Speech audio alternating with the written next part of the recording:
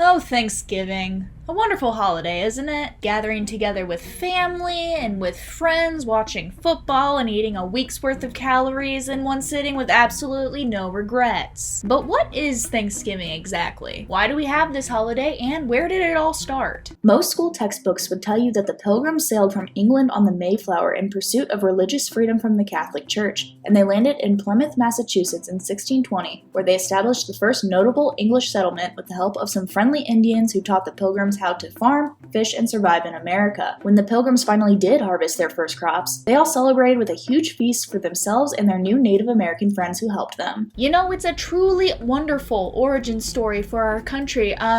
If only any of it were true. What's up, everybody? Welcome back to my channel. I am Shelby Nave, and today I want to talk about the actual importance of Thanksgiving. Much like Columbus Day, Thanksgiving is also one of those holidays that is literally only a thing because of our whitewashed history. Of course, the traditions of Thanksgiving have been getting passed down for generations now, but I would venture to say that most of the people who actually partake in Thanksgiving don't actually know what they're celebrating or why it matters, because what most people know about Thanksgiving is usually only partial the truth. I've mentioned on this channel before how I am not very much of a fan of traditional history school textbooks just because of how Eurocentric they tend to be, meaning they focus on European culture and history and exclude a wider view of the world, assuming European cultures to be better than others. This not only causes a lot of inconsistencies in our history, but also just blatant misrepresentation of events in favor of Europe. So with that being said, today I want to talk about some of these misconceptions and inconsistencies having to do with Thanksgiving. And then hopefully by the end of it, I will provide you with a better understanding of how this holiday was kind of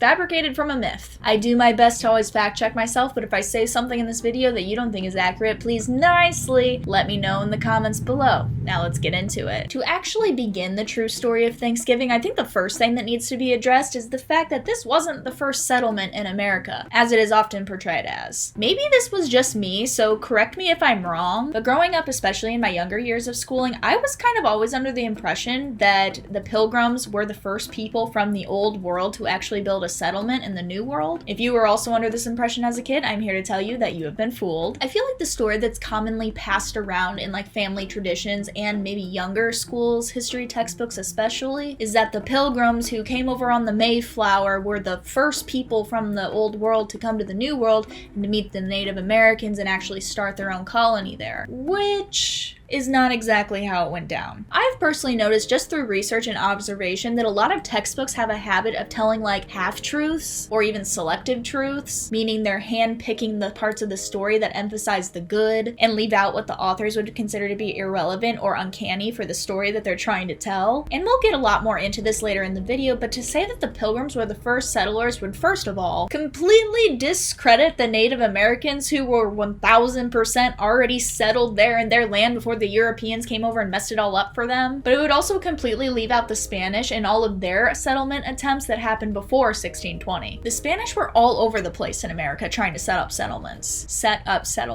They're trying to set up settlements. But textbooks don't like to mention that because it takes away from the narrative of the Pilgrims being the first settlers in America. Even if they're not exactly saying those words, that's how they're inferring it. However, in reality, the Pilgrims weren't even Britain's first attempt at settlement in America.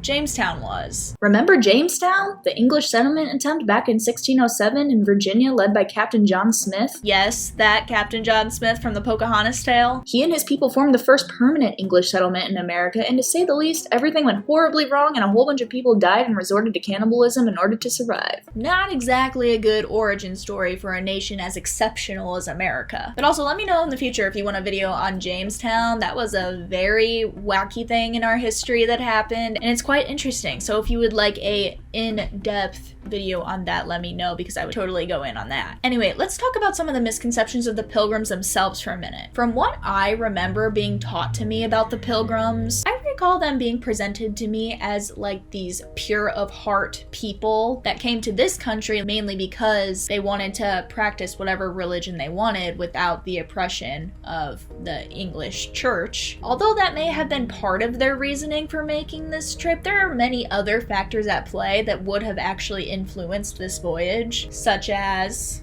economic opportunities, perhaps. Lies My Teacher Told Me says, the Pilgrims numbered only about 35 of the 102 settlers aboard the Mayflower. The rest were ordinary folks seeking their fortunes in the new Virginia colony. Which, by the way, before I get even further into this, a lot of my inspiration for this video and research and stuff actually came from this book. It is Lies My Teacher Told Me by James Lowen. I talk about it quite frequently on my channel. I really like this book. So yeah, I'm gonna be pulling a lot of quotes from this because I think that sometimes other people, they just say it better. But anyway, this brings me to our next misconception, was that the majority of people on the Mayflower coming to the New World were under the impression that they were going to be going to Virginia, not Massachusetts. Lies My Teacher Told Me actually brings up the concept that the Pilgrims, who were the minority on the ship, mind you, didn't want to be anywhere near an area that was still under the control of the Church of England, and they likely never intended on landing in Virginia. They knew the benefits that Massachusetts offered them, and they intended a hijacking to push the Mayflower to go to a different destination. Yeah, they were intending a hijacking on the Mayflower.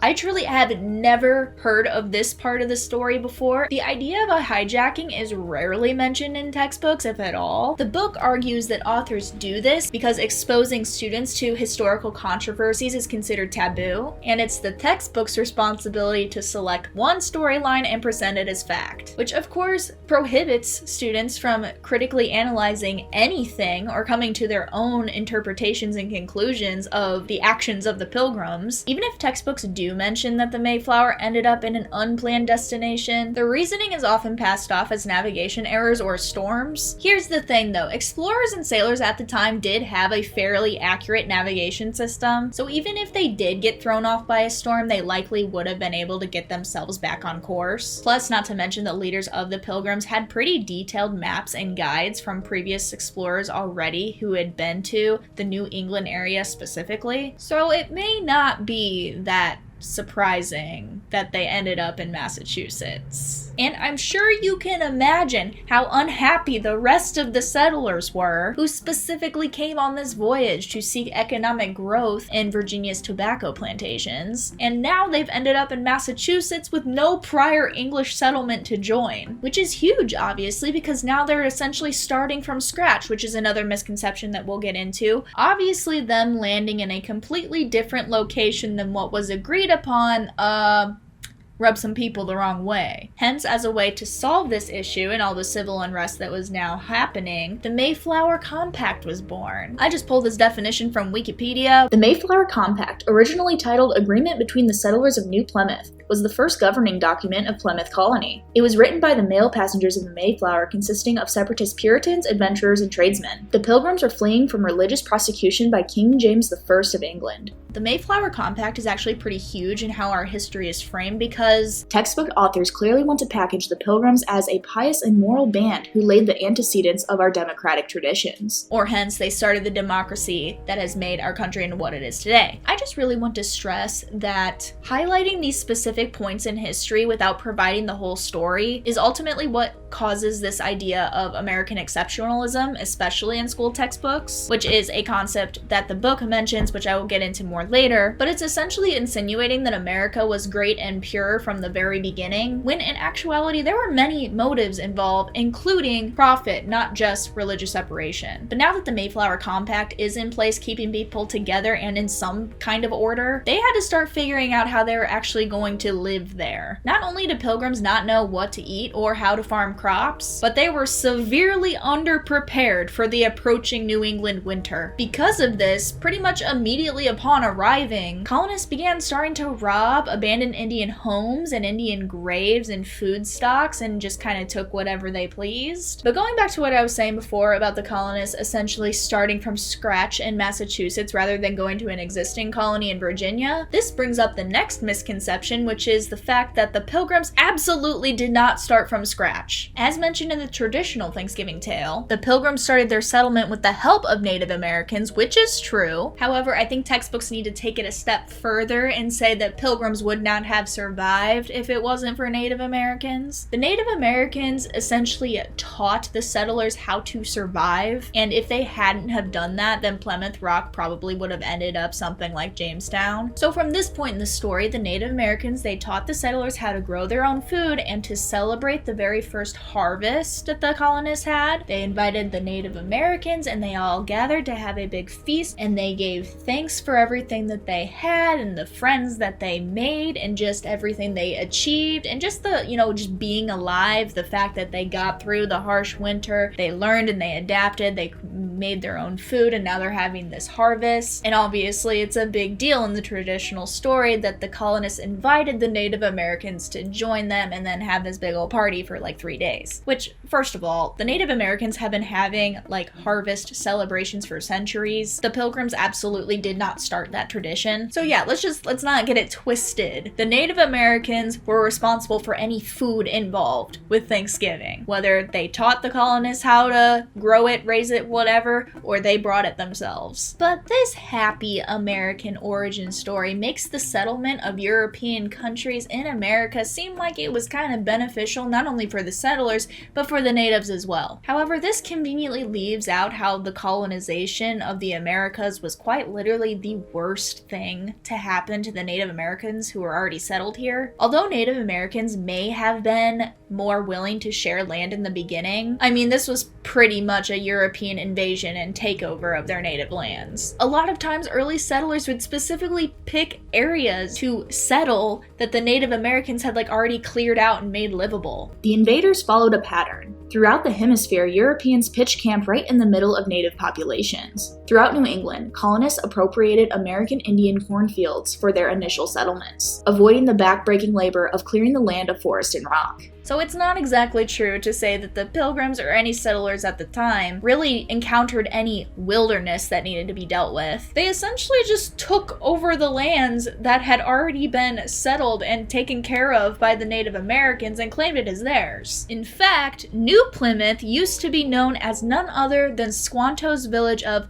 Patuxet. Many of you have probably heard the story of Squanto. He's a pretty big name in the whole tradition and history and tale of Thanksgiving. He was a Native American friend to the Pilgrims, and he was absolutely essential to the Pilgrims for survival during their first 2 years in America. Like, he was their translator, their advisor, their guide, all that. And if I'm remembering the story correctly, I'm pretty sure that Squanto got like taken away from his home village for a while, and then by the time he was able to find his way back, almost everything was like gone or abandoned because just like everybody was dying from disease pretty much. And then later the Pilgrims come along and are like, oh, this would be a great place for a town. Duh, because it was a town. They basically built their town on top of what used to be Squanto's village. It's not exactly starting from scratch. You may be wondering, like, how were they able to actually get away with that? Or why didn't the Native Americans have much of an advantage over the settlers once they started rolling in? Which leads us to how settlers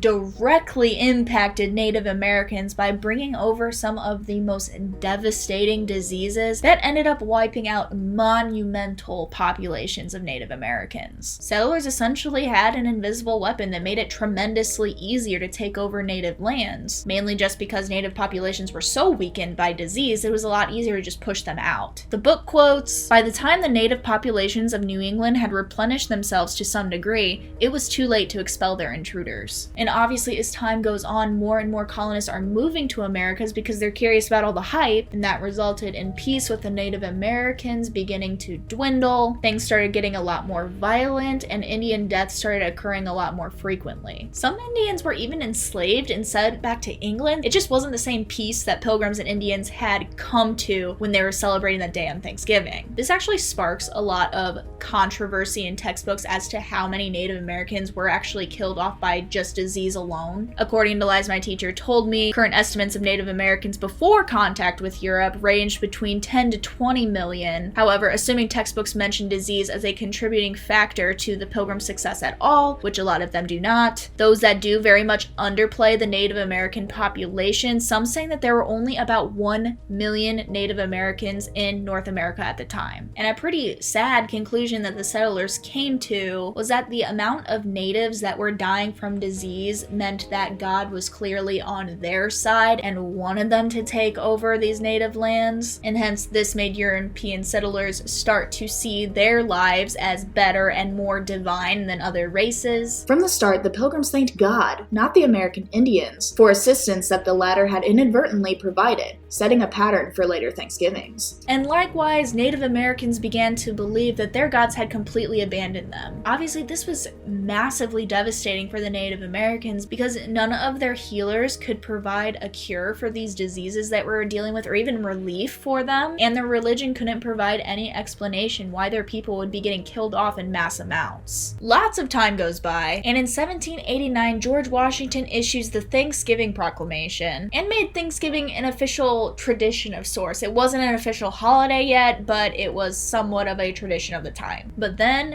in 1863, during the Civil War, when the Union needed to muster up pretty much every last ounce of patriotism it could get from the nation, Abraham Lincoln finally made Thanksgiving a national holiday, and that's the tradition that has carried on ever since. So Thanksgiving quite literally wouldn't even be a thing if Lincoln didn't use it in an effort to keep people fighting in this war. So really it sounds to me like the Pilgrims really don't have that much to do with Thanksgiving. The Pilgrims had nothing to do with it. Not until the 1890s did they even get included in the tradition. For that matter, they were not commonly known as the Pilgrims until the 1870s. So the Pilgrim narrative came after Lincoln made it a national holiday. And contrary to popular belief, Thanksgiving is not a happy day in some areas of the country. And to all of those descendants of the Native Americans who were taken advantage of, stolen from, enslaved, infected, and murdered, to them, Thanksgiving is a day of mourning. I know Thanksgiving has become this tradition of togetherness with family and friends and loved ones, but it's important to remember what is actually significant about this. I think it's very odd that we talk about Thanksgiving as this union between Pilgrims and Native Americans, and then for whatever reason the colonists continue celebrating this peaceful day between them when in reality they had stopped being peaceful to Native Americans long ago. The tradition should be void once Native Americans stop participating in said tradition. For history textbooks to paint this happy narrative of the Pilgrims, they would have to deliberately omit unfavorable facts such as disease, a possible hijacking, and the real relations that they had with Native Americans, such as the grave robbing, the enslavement, the murder, and they would have to underplay Jamestown in favor of Plymouth Rock as kind of the birthplace of the United States because they essentially want the US to appear ethnocentric from the very beginning. The Pilgrims created the archetype of what the book called American exceptionalism. The notion that the United States is different from, and better than,